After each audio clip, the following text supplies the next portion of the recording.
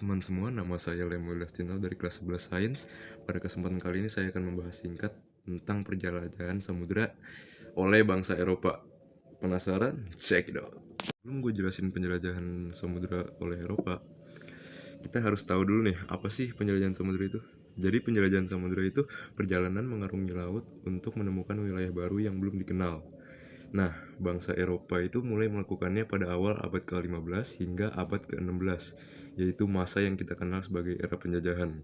Era ini menjadi titik balik sejarah dunia karena banyak bangsa Eropa seperti Portugis, Spanyol, Belanda, Inggris, dan Prancis berlomba-lomba untuk menguasai jalur perdagangan. Tahun 1453, kota Konstantinopel jatuh ke tangan Turki Utsmani. Akibatnya, jalur perdagangan dari Eropa ke Asia melalui darat menjadi tertutup dan pajak menjadi sangat tinggi. Rempah-rempah seperti lada, pala, dan cengkeh menjadi mahal sekali.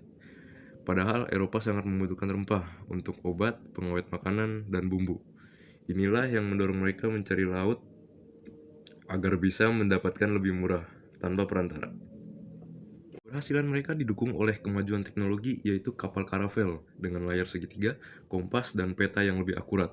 Selain itu, mereka juga punya motivasi yang terkenal dengan sebutan 3G, yaitu gold, yaitu mencari kekayaan, glory, mencari kekuasaan atau kejayaan, dan gospel, menyebarkan agama Kristen.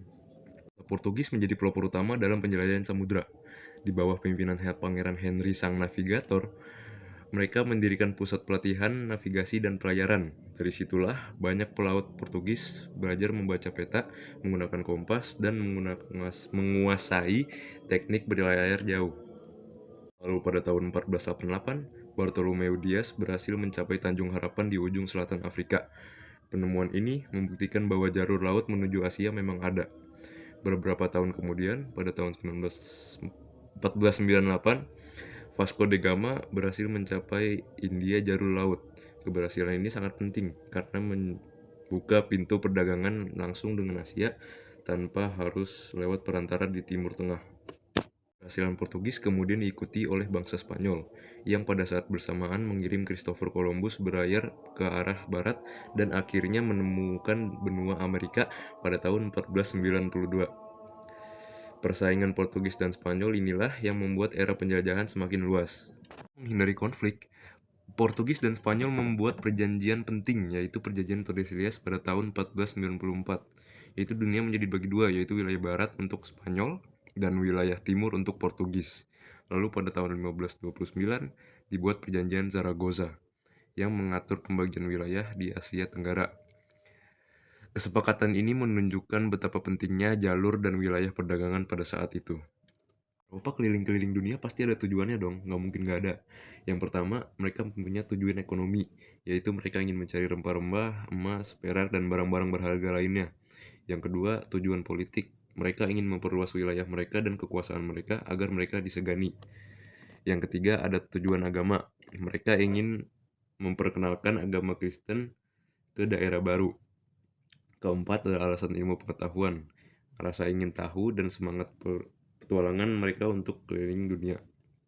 Penjajahan samudera oleh Eropa pasti membawa dampak positif dan negatif.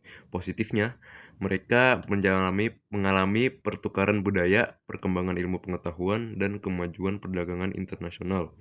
Negatifnya, banyak negara yang dijajah, rakyat yang ditindas, dan sumber daya yang diambil oleh bangsa Eropa.